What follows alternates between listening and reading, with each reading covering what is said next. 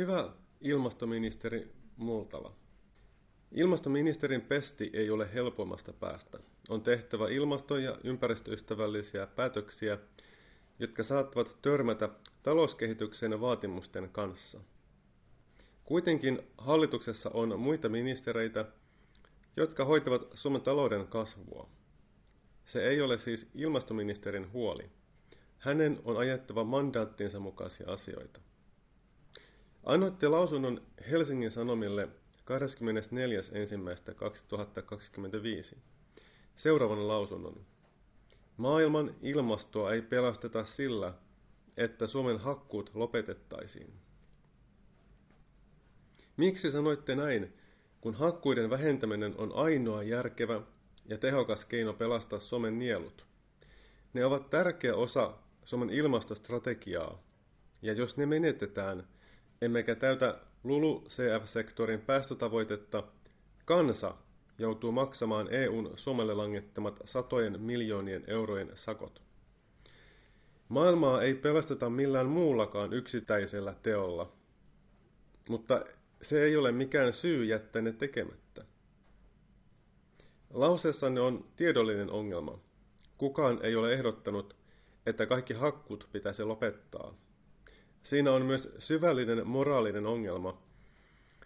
Lause ottaa aseekseen jonkun teon tai tekemättä jättämisen vähäisen vaikutuksen kokonaisuuteen ja antaa siten ymmärtää, ettei ole tarpeen muuttaa nykyistä suuntaa. Ilmastoministeri Multala, miten jonkin toimen vähäisestä vaikutuksesta kokonaisuuteen voi vetää sellaisen johtopäätöksen, ettei niitä toimia tarvitsisi tehdä? Jos minä ottaisin tuollaisen asenteen toimintani punaiseksi langaksi ja voisin lopettaa verojeni maksamisen, koska eihän minun veronmaksuni nyt koko Suomen julkista sektoria pelasta. Tai voisin heittää pihvingrillausjätteeni Itämereen, koska roskia on niin vähän, ettei se nyt koko merta pilaa. Ymmärrätte varmasti. Moraalisen päätöksenteon perustan on oltava yleispätevä.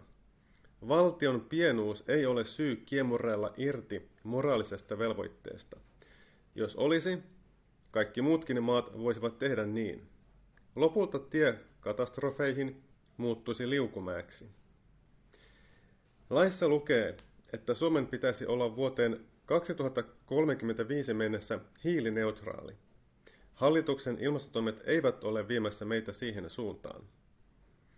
Ilmastolain 12 pykälän, eli maankäyttösektorin ilmastosuunnitelman ensimmäinen momentti, sen kohta 2, edellyttää toimia, suora lainaus, joilla kasvihuonekaasujen päästöjä vähennetään ja poistumia kasvatetaan maankäyttösektorilla. Tähän olette saaneet valtioneuvoston hyväksymältä Suomen ilmastopaneelilta riippumatonta tieteellistä neuvonantoa, joka yksiselitteisesti neuvoo vähentämään hakkuita. Jos näin ei tehdä, rikotte paitsi ilmastolakia, myös lupauksen tuleville sukupolville. Hallituksen on kyettävä löytämään ratkaisuja yhdessä metsäteollisuuden ja metsänomistajien kanssa hakkuiden vähentämisestä.